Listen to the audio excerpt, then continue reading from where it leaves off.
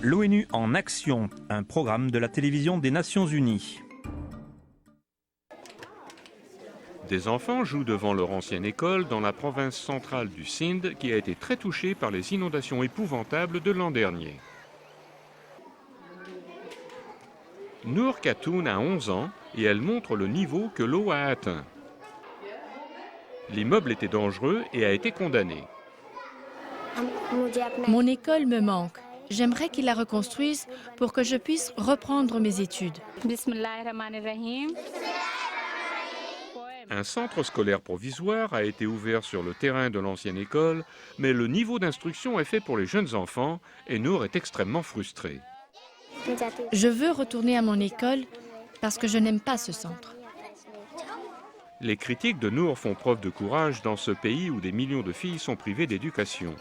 Mais les inondations ont créé une opportunité de changement, comme l'explique Karine Allen, représentante adjointe de l'UNICEF. Nous avons constaté un regain de motivation chez ces petites filles, ainsi que chez les parents, qui ont dit qu'ils devraient peut-être envisager d'envoyer leurs filles à l'école parce que ça les rend heureuses et parce qu'elles peuvent y apprendre des choses utiles. Nous pensons donc que lorsque ces enfants rentrent chez eux, les mentalités progressent, ou du moins le début d'un progrès est engendré par le fait que ces filles sont retournées à l'école. Le cas d'Aksa Rehman, qui vit dans le village de Moula au sud Punjab, est un exemple frappant qui illustre le changement d'attitude. C'était ma salle de bain, mais elle est détruite. Ma chambre à coucher était ici, mais il y avait de l'eau partout. Notre maison s'est écroulée, comme celle de nos voisins. Tout ce que nous touchions s'effritait et s'écroulait.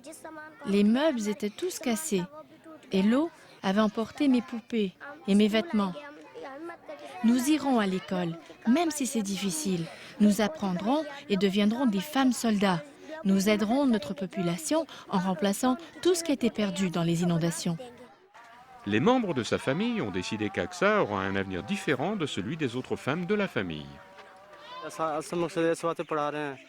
Je les éduque pour qu'ils puissent avoir un avenir meilleur et une vie confortable.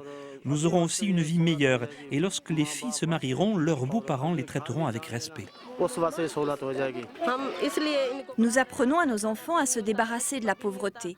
Nous avons tout juste de quoi manger, mais nous leur apprenons ce qu'il faut faire de toute façon pour qu'ils puissent améliorer leur sort.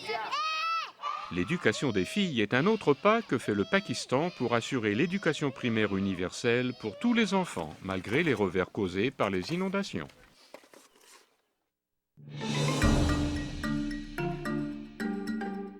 Ce reportage a été préparé par l'UNICEF pour les Nations Unies.